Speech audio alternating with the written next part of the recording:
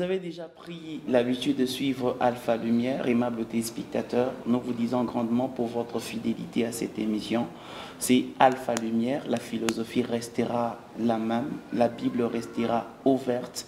C'est ainsi que nous sommes en train de transmettre la connaissance à travers ces émissions. Nous sommes déjà à la énième émission, nous avons déjà parlé sur plusieurs sujets. Et là, il faudrait dire que nous sommes en train de parler des effets de la vraie conversion, les effets de la vraie conversion. C'est les effets du salut, donc de la vraie conversion, c'est très important. Aimables téléspectateurs, vous nous suivez depuis Kipushi, depuis Kasumbalesa, depuis toutes les villes qui environnent la ville de Lubumbashi. Nous vous disons grandement merci et bienvenue dans ce énième numéro de Alpha Lumière. Nous resterons toujours avec notre seul invité de cette émission, le docteur Simon-Pierre Kabitoula, toujours à notre gauche, à qui nous disons Shalom papa. Shalom Michel. Vous allez très bien? Non, ça va, ça va. Dieu nous accorde sa grâce et ça va. Alors nous sommes encore une fois dans Alpha Lumière. Oui. Nous sommes en train de poursuivre notre enseignement. C'est le point que nous avons déjà entamé aujourd'hui. Depuis les effets du vrai salut, oui. Les effets du vrai salut. Alors, je ne sais pas s'il y a eu des questions sur lesquelles nous devons Oui. Il y a eu beaucoup de questions, mais si on doit prendre le temps de revenir d'abord sur les questions et chercher des réponses, ça va nous prendre beaucoup de temps. Et ça demande une émission à part pour que cela puisse se faire avec beaucoup d'honnêteté, de jalousie et de netteté. Voilà. Pourquoi avoir utilisé ces termes? Oui, ça veut dire qu'il y a des questions qui nécessitent des réponses claires et nettes. Ok. Oui. C'est-à-dire, je dois être honnête, m'engager. Par exemple, quand on pose la question de savoir si une femme peut prêcher. Vous voyez? Bon, donc, ça, c'est doctrinal. Oui, justement, je dois être honnête et m'engager. Et je dois rester pratiquement dans les Écritures pour fixer l'opinion. Et c'est aussi, comme ce matin, on m'a posé une question en rapport avec les paiements de la dîme dans les églises. Il y en a qui pensent que c'est révolu et d'autres croient que la pratique doit être renforcée. Alors, ce sont des questions comme ça, de doctrine. Ce sont des questions qui reviennent, mais je préfère d'abord avancer. On abordera tout ce point. Rien ne sera oublié. Alors, je me rappelle que nous avons fait exactement cette émission qui était en train de revenir sur des préoccupations des téléspectateurs. Oui. Une fois, je pense que ça a été une émission très riche parce qu'on est pratiquement revenu depuis le début. On a fait quand même la quintessence de ce qu'on avait enseigné. Je pense que ce sera encore une bonne chose si nous projetons une autre émission. D'ailleurs, nous allons l'annoncer d'abord avant de pouvoir faire cette émission. Question que vous puissiez encore bombarder des questions. On va les répondre. C'est ça. Disons, d'ici là, on va apprêter ou préparer ce qu'il faudra pour que nous puissions avoir une émission comme celle-là afin d'écouter, de recevoir les observations, les remarques, les questions et répondre de vive voix à ceux-là qui voudront bien poser leurs questions. Voilà. Mais d'ici là, nous sommes en train de parler.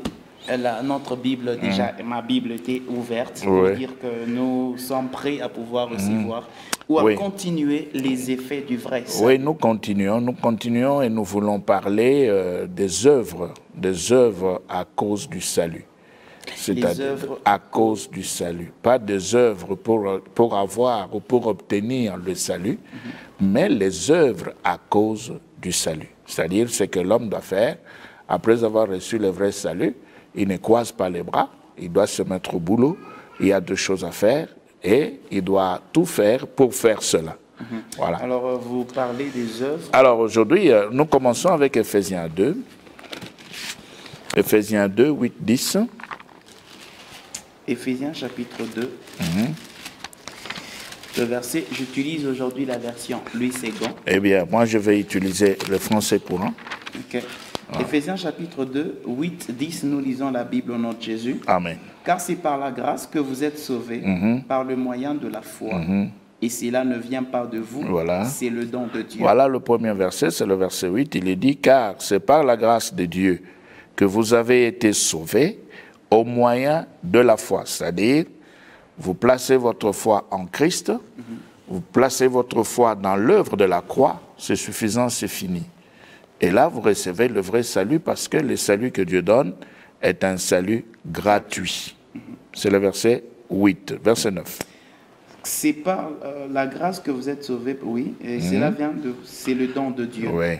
Ce n'est point par les œuvres, afin que personne ne se glorifie. Voilà, ici il est dit, il n'est pas le résultat de vos efforts. Il n'est pas le résultat de vos efforts. Ça dit que l'homme n'a rien à faire. L'homme n'a qu'à placer sa foi en Christ, dans l'œuvre de la croix, et c'est fini. Ce n'est pas le résultat des efforts d'un individu. Ça ne dépend d'aucun effort. Non, l'homme n'a rien à ajouter.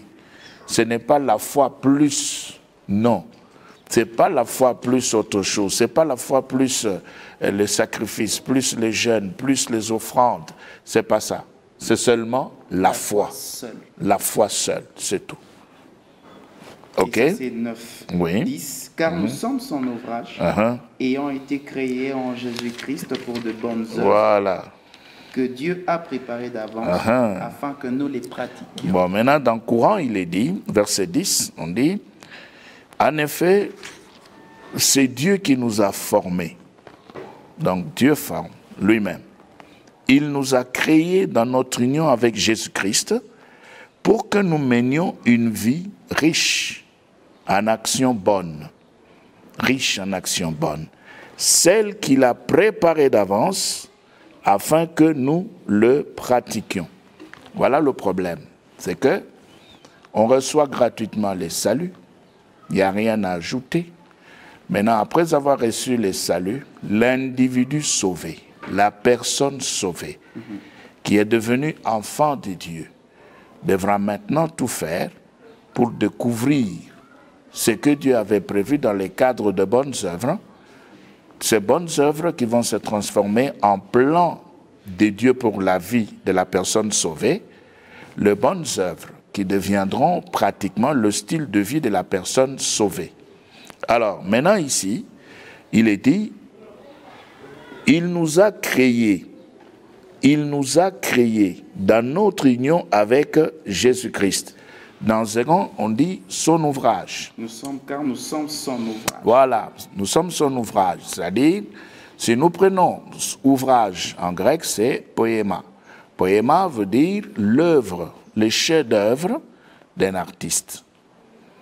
Un artiste qui a une connaissance pratique élevée, qui fait son travail.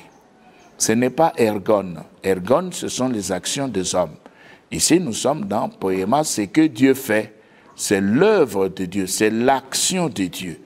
Maintenant, c'est Dieu qui a sauvé, qui nous a transformés en ouvrage. Ce même Dieu a aussi préparé des bonnes œuvres, des choses que nous devons faire après la réception, l'obtention du salut. Ça veut dire que l'individu sauvé doit connaître le but de sa vie. Parce qu'en Christ, comme le dit Paul, l'homme est devenu une nouvelle création. Et quand on devient une nouvelle création, il est bon de chercher à savoir pourquoi est-ce qu'on a été sauvé, transformé, et on devient une nouvelle création. Et la fois passée, nous avions analysé 2 Corinthiens 5, le verset 17. Si quelqu'un est en Christ, il est une nouvelle créature. Les choses anciennes sont passées, et voici, toutes choses sont devenues nouvelles. Voilà. Ça veut dire que j'ai reçu le salut. Maintenant, comme j'ai reçu le salut, je ne veux pas faire ce que moi je veux. Comme j'ai reçu le salut, maintenant je veux faire ce que Dieu avait préparé. Ce que Dieu avait prévu pour moi dans son amour. J'entre dans le plan de Dieu. Et quand j'entre dans le plan de Dieu devient le plan de ma vie. C'est terminé. Je m'enferme dans le plan de Dieu. Je m'enferme dans les bonnes œuvres que Dieu avait préparées d'avance. Mais vous allez aussi voir que dans d'autres versions, on dit de bonnes œuvres préparées d'avance par Dieu pour que non seulement nous puissions le pratiquer, mais pour que nous puissions marcher dedans. Et c'est ça justement la bonne traduction, parce que marcher dedans, c'est peripatesomène. Oui, Peripatosomène veut dire marcher dedans, marcher dedans. Ce n'est pas tellement pratiqué. Oui, c'est pratiqué parce que ça devra être pratiqué toute la vie. Mais c'est marcher dedans, évoluer dedans, rester dedans, vivre dedans. Ne faire que cela. Ne faire que cela. Malheureusement aujourd'hui, qu'est-ce que nous constatons dans les églises? Quand on se convertit dans les églises, on a été sauvé, eh bien on ne cherche pas à connaître ou à découvrir les bonnes œuvres qui avaient été préparées par Dieu. Après le salut dans les églises aujourd'hui, eh bien l'homme prie pour ce qu'il cherche, pour ce qu'il aimerait avoir ici-bas, sur cette terre, par rapport à la chair, par rapport à ce monde, par rapport à Satan, par rapport au désir personnel. En d'autres termes, aujourd'hui, quand on reçoit le salut, on va voir que l'individu qui prétend avoir reçu le salut de la part de Dieu cherche comment avoir l'argent, les véhicules, la maison, et se marier, avoir une belle femme, de beaux enfants, un beau mari, et avoir une vie aisée sur la terre. Nous disons non, on n'est pas sauvé pour ça. Le vrai salut donne la possibilité à l'homme de pouvoir entrer dans les bonnes œuvres que Dieu lui-même avait préparées. Docteur, je pense que c'est très important ce que vous êtes en train de dire. Si nous essayons un peu de revenir à Éphésiens 2.10 pour sauter à 2 Corinthiens 5.17, nous allons découvrir que là, vous venez de nous dire, après être justifié, parce que généralement dans 2 Corinthiens 5.17, nous voyons la justification de Dieu, comment il est capable d'effacer ce que nous avons fait dans le passé, et nous nous retrouvons là sans aucun souvenir du passé, du péché. On devient quelqu'un nouveau, un homme nouveau, donc, comme qui dirait qu'il vient de naître, qui n'a pas de passé. Donc, généralement, nous nous basons sur la justification que nous avons par rapport à notre nature adamique. Exact. Nous nous arrêtons là. Exact. Maintenant, par rapport à Éphésiens chapitre 2, le verset 10, ici, vous nous dites qu'il y a ergon et vous nous dites qu'il y a poéma. Donc, il y a pratiquement des choses dans lesquelles nous devons être plongés. Donc, ce sont des choses, c'est une notion qui n'est pas vraiment très bien connue ni maîtrisée dans l'Église. Non, disons ceci. Que nous devons faire. Simplifions les choses. Simplifions les choses pour tout le monde. Nous disons ceci. Dans le plan de Dieu et dans sa façon de travailler, selon les Écritures, il y a les actions de Dieu qui sont opposées aux actions des hommes sur la terre. Maintenant, quand on est sauvé, on n'est pas sauvé pour l'homme sur la terre. Non. On est sauvé pour Dieu. On entre dans le plan de Dieu. On entre dans les actions même de Dieu. Donc c'est ça, Romains 14:7. Voilà, c'est ça. Le Saint-Esprit ne vient pas pour aider l'homme à pouvoir rester dans les désirs de sa chair. Non. Quand on est sauvé, l'Esprit de Dieu arrive. C'est pour introduire l'homme dans le plan de Dieu, dans le plan de Dieu, dans les bonnes œuvres que Dieu lui-même avait préparées. Parce que là, il y a un problème. Là, il y a un problème et j'aimerais ici simplifier encore davantage. Que fait Dieu? Il donne un salut gratuit. Le même Dieu qui a sauvé, il introduit l'homme dans les bonnes œuvres qu'il avait préparées. Toujours lui. Ce n'est pas un individu, c'est toujours Dieu. Ensuite, maintenant, quand l'homme sauvé se retrouve dans les bonnes œuvres que Dieu avait préparées, il accepte de pouvoir accomplir, de marcher dans les bonnes œuvres que Dieu avait préparées. Dieu donne la récompense. Vous voyez? Vous voyez, il sauve gratuitement, il introduit dans les bonnes œuvres et puis il donne la récompense. C'est ce qu'il a fait avec Adam. Il va commencer par planter un jardin. Il met dans le jardin tout ce qu'il fallait pour Adam, pour l'homme. Et puis après, le même Dieu qui connaissait là où se trouvait le jardin, qui connaissait également tout ce qu'il avait placé dans le jardin, qui connaissait le chemin qui pouvait conduire à ce jardin, le même Dieu va aller maintenant prendre Adam. Il prend Adam, il l'intègre, il le place dans le jardin, lui-même. Et quand Adam entre dans le jardin, il trouve que tout était là. Adam n'a rien créé dans le jardin. Il a tout trouvé. Pourquoi? Parce que c'est le Dieu qui sauve. Et quand il sauve, il introduit l'homme dans les bonnes œuvres. Et quand l'homme marche dans les bonnes œuvres, eh bien Dieu vient pour le récompenser. Mais aujourd'hui dans les églises, ce que nous voyons, c'est tout à fait le contraire du plan de Dieu. Après le salut, on n'aide pas la personne sauvée à pouvoir rechercher les bonnes œuvres. Non. On laisse la personne sauvée à pouvoir prier pour les choses de la terre. On ne prie que pour la terre. Alors lisons d'abord dans Philippiens 3. Docteur, les bonnes œuvres. On va y arriver tout de suite, parce que c'est le problème d'aujourd'hui. Les bonnes œuvres. Les gens tremblent, oui. Philippiens 3, prenez 17-18. 17-18, la Bible dit, soyez tous mes imitateurs, oui, frères, et portez les regards sur ceux qui marchent selon le modèle que vous avez en nous. Oui. Car il en est plusieurs qui marchent en ennemis de la croix. Plusieurs qui marchent en ennemis de la croix de Christ. Et j'en parle maintenant. Voilà, vous voyez, Paul dit, plusieurs marchent en ennemis de la croix de Christ. Maintenant, il explique au verset 19. 19, non, je n'avais pas très bien fini. Oui. Et j'en parle maintenant encore en pleurant. Leur fin sera la perdition. Oui.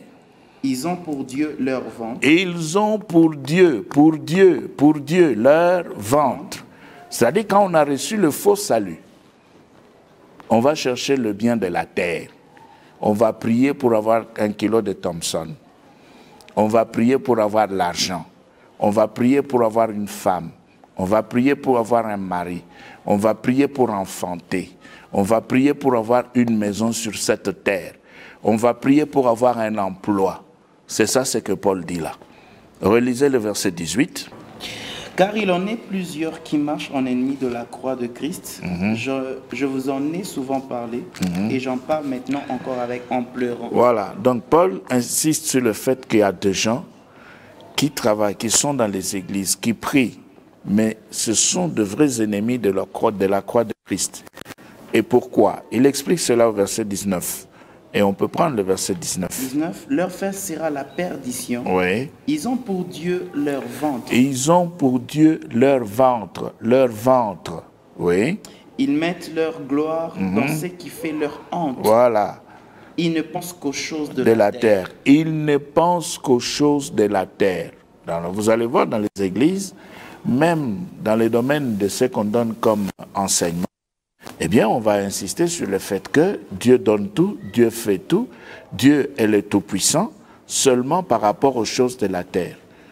Les choses spirituelles, les bonnes œuvres que Dieu avait préparées d'avance pour que l'homme sauvé puisse pratiquer, on n'en parle pas, on ne s'en occupe pas. On pousse l'homme sur la terre vers ce qui est matériel, visible et terrestre. Alors, maintenant au verset 20, écoutez ce que Paul dit.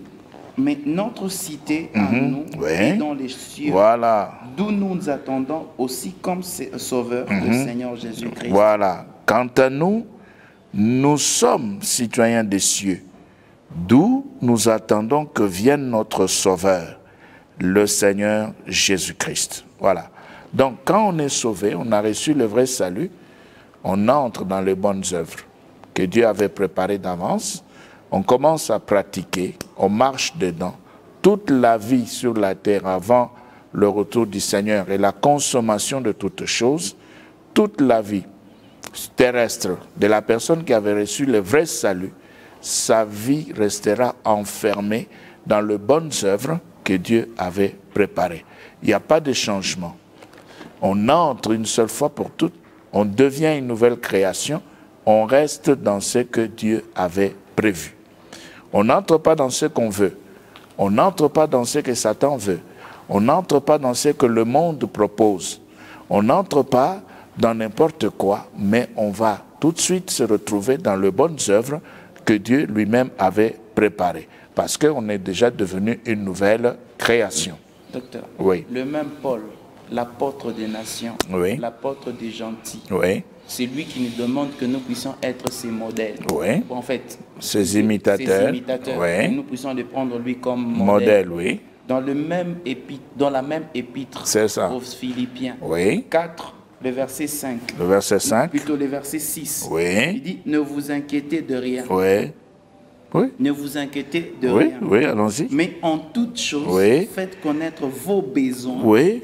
Vos besoins. À Il n'a Dieu. pas indiqué Oui, oui. quel genre de Oui, besoins. oui. À Oui. Dieu. Oui. Par des prières Oui. et des supplications avec des actions de grâce. Voilà. Maintenant, je peux vous le lire, le même verset, dans un français courant. Il est dit, verset 6, « Ne vous inquiétez de rien, Oui. mais en toutes circonstances, Oui. demandez à Dieu dans la prière ce dont vous avez besoin. Oui. Et faites-le avec un cœur reconnaissant. » Oui.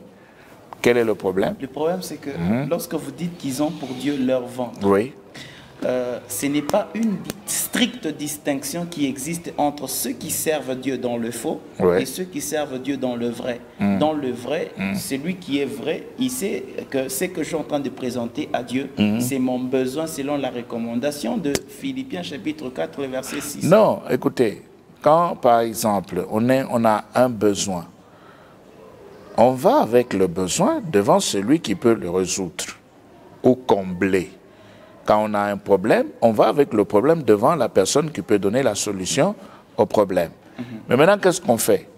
On présente le problème ou bien on propose la solution. On présente le problème, voilà. C'est ce qui se passe avec Dieu. Tu es dans le besoin d'une femme, tu vas demander à Dieu une femme? Non. Dieu n'a pas de femme à te donner. Il va te montrer comment avoir la femme que tu cherches. Tu présentes le besoin du mariage. C'est ça le problème. Toi, tu présentes le besoin du mariage. Et c'est Dieu seul qui sait ce qu'il fera pour que tu puisses te retrouver dans ce que tu cherches. Toi, tu présentes le besoin d'argent. C'est Dieu seul qui sait comment est-ce que tu finiras par avoir l'argent. Toi, tu présentes le besoin d'un emploi sur la terre. C'est Dieu seul qui sait ce qu'il fera. C'est comme par exemple Pierre et ses associés qui avaient travaillé toute la nuit sans rien prendre. Oui. Maintenant, quand Jésus est arrivé, qu'est-ce qu'il a fait? Il a commencé d'abord par enseigner la parole de Dieu avant de montrer à Pierre et à ses associés ce qu'ils devaient faire pour avoir des poissons. Vous voyez? Donc tout commence d'abord par l'œuvre de Dieu. Oui, le problème... connaître ce que tu dois pratiquer. Voilà, voilà le secret. Si on a reçu le vrai salut, on doit d'abord chercher à connaître quelles sont les bonnes œuvres que Dieu avait prévues. Quand on entre maintenant dans ce que Dieu avait prévu, la vie terrestre, c'est rien. Docteur, quand vous dites ça, donc on peut comprendre que le fait d'être couronné dépend de la manière dont vous allez découvrir ce que vous devez faire sur terre. J'aimerais d'abord dire que cela est plus même que cela. Ça veut dire quoi? Ça veut dire que si Adam s'était retrouvé dans le jardin, il y avait tout. Adam ne pouvait plus faire de prières, de demandes parce que tout était là. Tout ce qu'il devait faire dans le jardin, c'était cultiver et garder le jardin. Mais en réalité, Dieu avait déjà tout placé pour Adam dans le jardin. Le bonheur d'Adam se retrouvait dans le jardin. Ton bonheur à toi, vrai sauvé, ton bonheur à toi se trouve dans les bonnes œuvres que Dieu avait préparées d'avance, afin que tu puisses le pratiquer. Et c'est ce que Jésus dit à ses disciples dans Matthieu 5. Il le dit à ses disciples, Matthieu 5. Parce que quand on vous dit faire connaître, il y en a qui croient que faire connaître, c'est demander et faire des propositions à Dieu. Je demande une femme, donne-moi une femme. Non, non. Tu présentes le besoin que tu as de pouvoir te marier. Dieu seul sait ce qui se passera. Parce qu'il n'est pas dit que tout le monde doit se marier. Ah oui, oui. Certains même avant de finir la prière disent, Seigneur, j'ai oublié qu'elle soit de teint clair. Oh, non. Votre histoire de Yéo, etc., non, c'est de la foutaise. C'est de la foutaise, ça. Matthieu chapitre 5. C'est de la foutaise, ça. C'est pas Dieu, ça. C'est guégué. Bon, ok, allons-y. Nous prenons Matthieu 5. Matthieu chapitre 5. 5, oui. Alors là, il faut prendre le verset 15 et 16. 15 et 16, nous lisons au nom de Jésus. Amen. 15, la Bible dit, et on n'allume pas une lampe. On n'allume pas une lampe. Pour la mettre sous le boisseau. Mais on la met sur le chandelier. Oui. Et elle éclaire tous ceux qui sont dans la maison. Voilà. Vous voyez ce qu'il dit là? Pourquoi il le dit? 14. Remontez. 14. Oui. Vous êtes la lumière du monde. Vous êtes la lumière du monde. Il s'adresse aux disciples. Voilà. Donc c'était ces gens-là qu'il avait suivis et qui avaient reçu son enseignement. C'était ses disciples, des hommes, des êtres vivants qui avaient écouté. Jésus dit, en s'adressant à ces gens, qu'ils étaient quoi? La lumière du monde. Est-ce qu'ils allaient s'allumer et briller comme des lampes torches ou comme des ampoules? Non. Parce qu'il va expliquer, prenez 15 et 16, il va expliquer maintenant 15. Comment est-ce que l'homme va briller. Vous êtes la lumière du monde. Oui. Une ville située sur une montagne ne peut être cachée. Oui. Et on n'allume pas une lampe pour la mettre sous le boisseau. Oui. Mais on la met sur le chandelier. Voilà. Et elle éclaire tous ceux qui sont dans la maison. Maintenant, il va montrer comment est-ce que les disciples, lumière du monde, allaient briller pour éclairer le monde. Qu'est-ce qui se passe? Il montre la procédure au verset 16. Écoutez ce qu'il dit. Que votre lumière luise ainsi devant les hommes. Voilà. Afin qu'ils voient vos bonnes œuvres. Afin qu'ils voient quoi? Vos bonnes œuvres.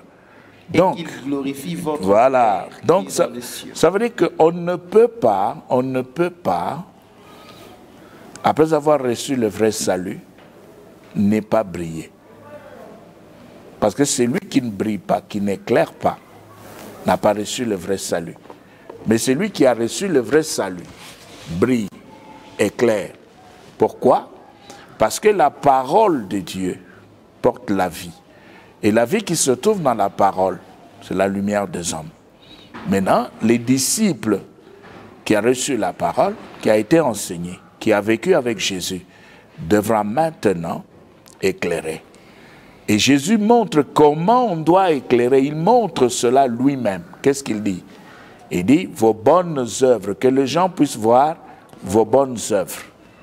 Maintenant, les bonnes œuvres, ce n'est pas comme nous l'avions dit la fois passée, le fait de donner la nourriture aux pauvres, non?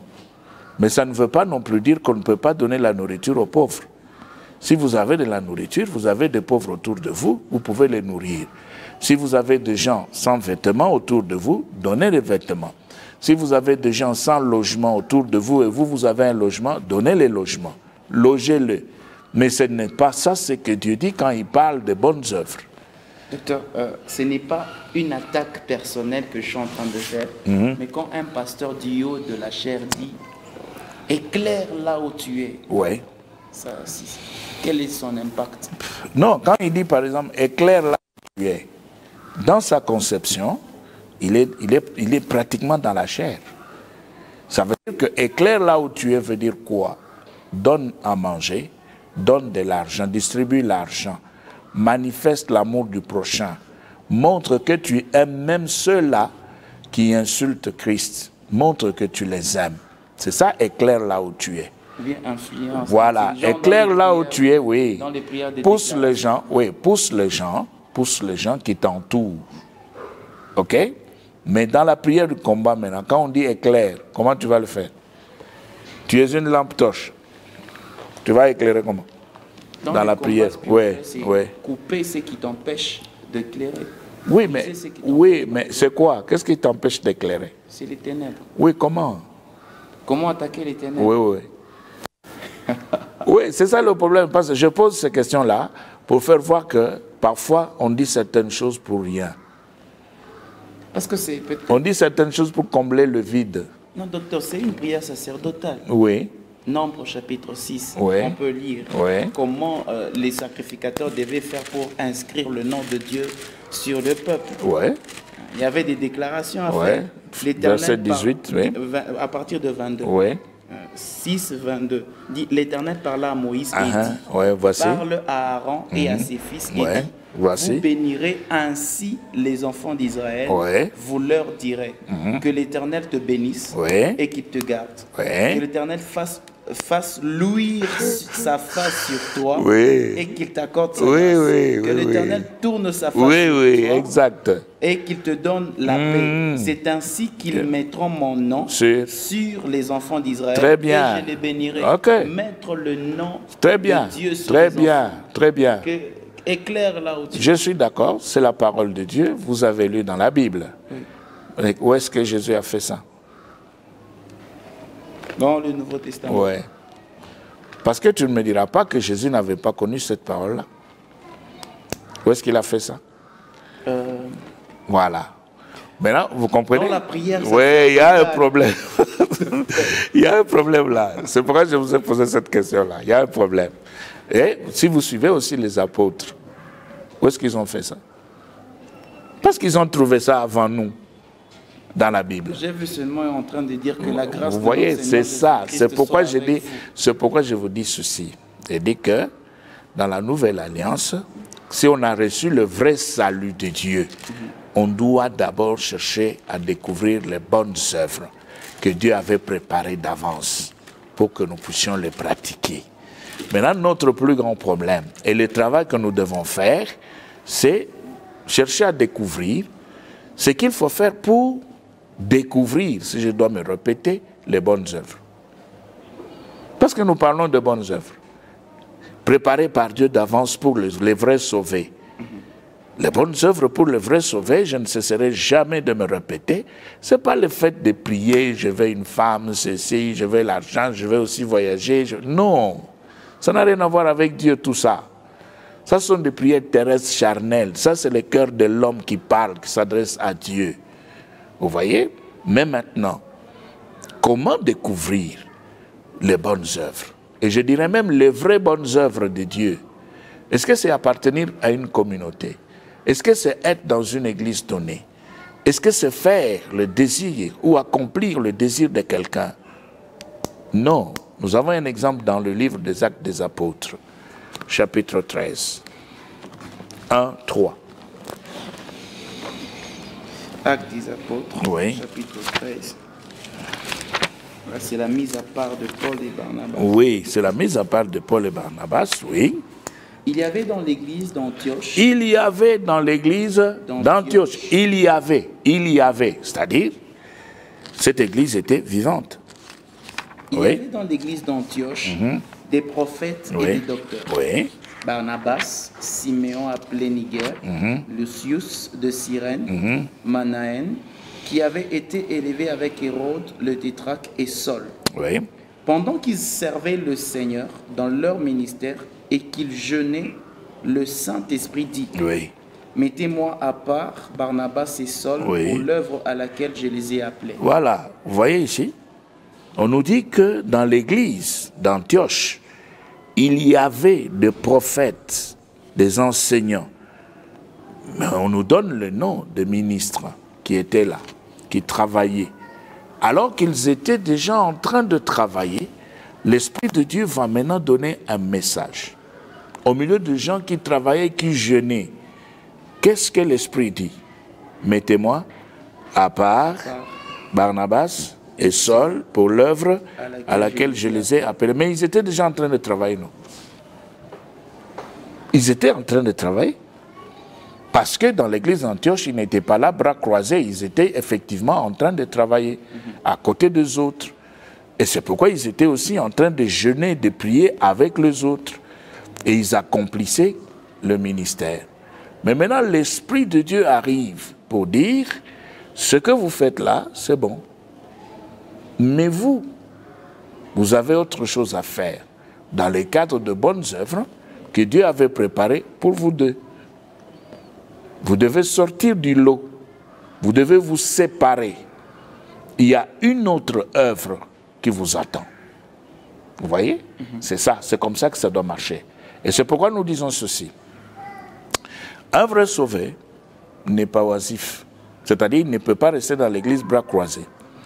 Un vrai sauvé s'intègre dans les activités de son église, s'intègre dans les activités de son assemblée. Si dans l'église, il y a un groupe d'intercession, frère, si tu as reçu le vrai salut, tu ne peux pas fuir, tu dois entrer dedans. Si dans l'église, il y a une équipe d'évangélisation, frère, si tu as reçu le vrai salut, tu dois entrer dedans.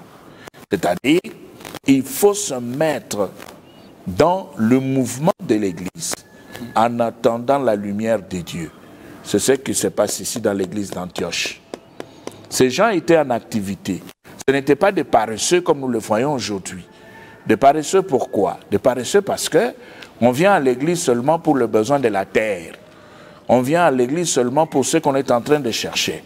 On ne vient pas à l'église pour servir Dieu, non. On vient à l'église parce qu'on est sans argent. Il faudra faire la prière pour que quelqu'un puisse se retourner et nous donner de l'argent. On vient à l'église pour les désirs de son propre cœur. Mais ici, dans l'église d'Antioche, on nous dit qu'ils étaient là en train d'accomplir leur ministère de jeûner et de prier.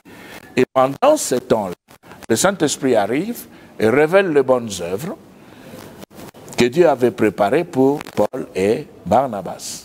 Docteur, Paul pouvait bien le faire parce que déjà dans le chapitre 9, il avait déjà croisé sa conversion. Pendant qu'il était en train de faire ça, Dieu déjà lui disait ce qu'il devait faire. Oui. Et puis dans le verset 13, c'est maintenant que d'avance il connaissait. Voilà dans les bonnes œuvres, il y a des degrés, il y a des catégories, il y a des niveaux. Mais si déjà la porte... Oui, ça veut dire ceci. Ça veut dire que tu peux commencer l'enseignement à un certain niveau et Dieu augmente la révélation. Parce que la révélation est cumulative et progressive. Voilà. Et quand Dieu ouvre la révélation, vous ne pouvez pas dire, non, j'avais déjà commencé, comment est-ce que je peux encore changer et entrer et aller beaucoup plus loin? Non, non, vous allez continuer. Mais ce qui ne vient pas, ou ce qui ne sort pas de la saine doctrine, ce qui ne relève pas de bonnes œuvres, c'est quoi? C'est le fait d'être aujourd'hui pasteur, demain on devient prophète, après-demain on change, on redevient docteur, après on est évangéliste. Et puis quelques mois après, on devient pasteur évangéliste. Vous voyez? Non, ça c'est un désordre.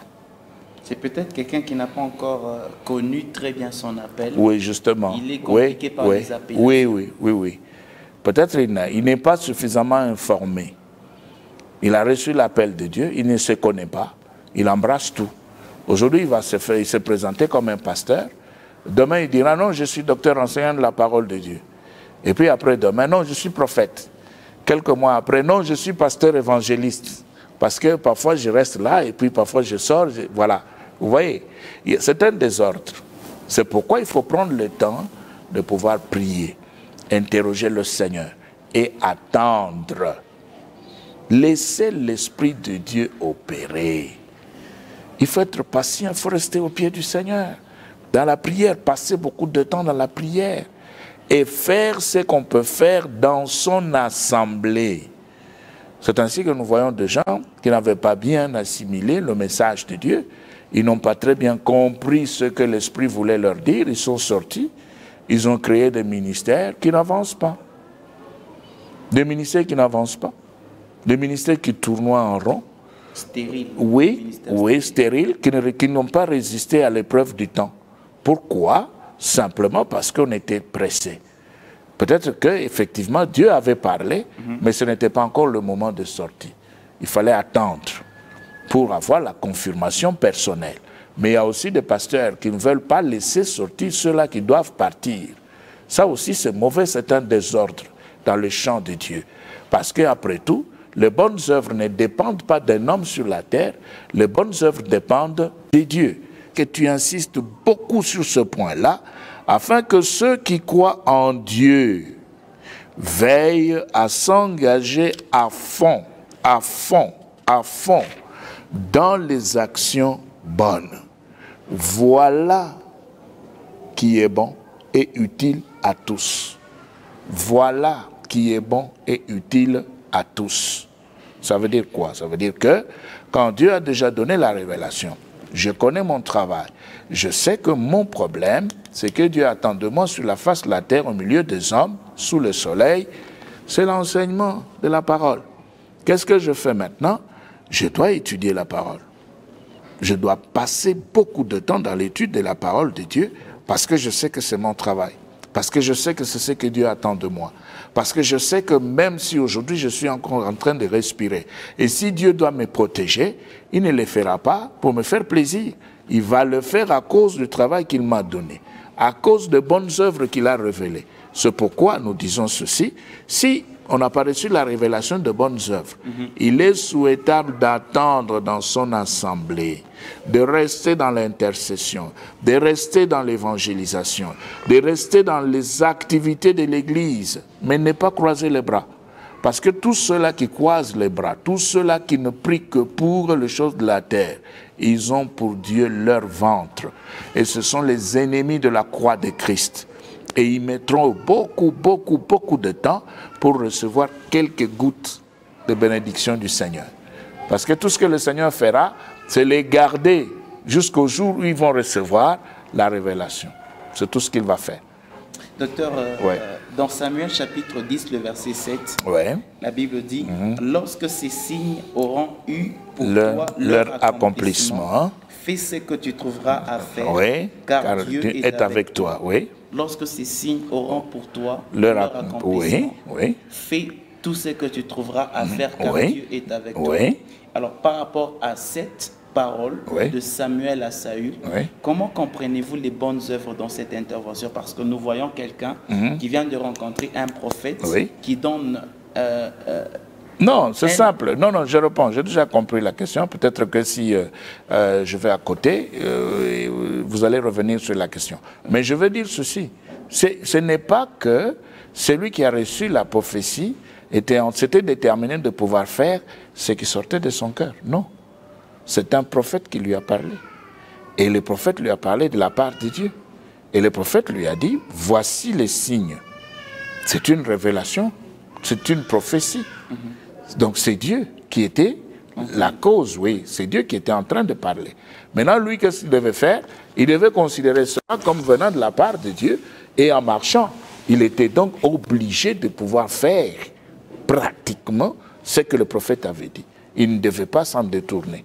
Oui, mais quand on dit ce que tu trouveras à faire, c'est par exemple un pasteur qui est en train de prier pour que le Seigneur puisse l'aider, qui donne les moyens, qui construise un temple, qui paye les... Mais ça, pour le pasteur, ça sort de son cœur. Ce n'est pas un prophète du rang de Samuel qui est venu donner cela, non. Ça, c'est le pasteur lui-même qui a trouvé que je dois avoir un temple en étage. Je dois construire un temple qui pourra avoir 25 étages. Ok, c'est lui-même. Et il va faire un appel de fonds, 25 étages. Oui, mais c'est cette prière. Non, ça n'a rien à voir avec Dieu. C'est son cœur, c'est la chair, c'est la terre, c'est le monde, c'est lui-même. Il a décidé de faire ça. Mais avant de le faire, c'est ça notre conseil. Il faut prier. Il faut interroger le ciel. Il faut attendre. Il faut laisser l'Esprit de Dieu parler. C'est ça le problème. Ce livre nous donne toute espèce de sorte d'indication. Et il faudra absolument suivre les recommandations du Seigneur. Voilà. Nous sommes ministres de Dieu, nous dépendons du président. Totalement. On ne peut pas prendre des... Totalement. On ne peut pas prendre des... On respire par lui. On respire par lui. On vit en lui et par lui. Voilà. Donc il n'y a pas d'autre chose que nous pouvons faire. Non, non, il faut attendre. Il faut attendre. Quand même te faire un beau temple. Si ça rejoint ses bonnes œuvres, il va approuver. Si ça ne rejoint pas les bonnes œuvres, il ne dira rien. Docteur, donc il y a, pour peut-être rassembler, il y a des gens qui sont en train de perdre le temps en poursuivant ce qu'ils ne doivent pas faire. Amen. Il y a des gens qui perdent leur temps, qui doivent arrêter. Si ce qu'on fait n'a pas été révélé par l'Esprit de Dieu, ça ne se trouve pas dans les bonnes œuvres. On perd son temps, on perd l'énergie, on perd l'argent. Arrêtez, laissez, rentrez à genoux, interrogez le ciel et attendez. Voilà. Aimables téléspectateurs, au moins moi, le journalisme, c'est parmi les bonnes œuvres que le Seigneur a écrites pour moi. Je pense que je ne suis pas à côté. Je suis en train de faire exactement ce que le vœu et le désir de mon cœur, c'est que je fasse les bonnes œuvres pratiquées, que je fasse les bonnes œuvres préparées d'avance pour moi. Et tu as suivi cette émission, vous avez suivi cette émission, vous êtes pasteur. Peut-être vous ne connaissez pas encore votre position, votre positionnement dans les bonnes œuvres. Ça a toujours été mieux de consulter quelqu'un qui peut vous prodiguer des conseils. Et n'oubliez pas, le numéro est affiché au bas de l'écran.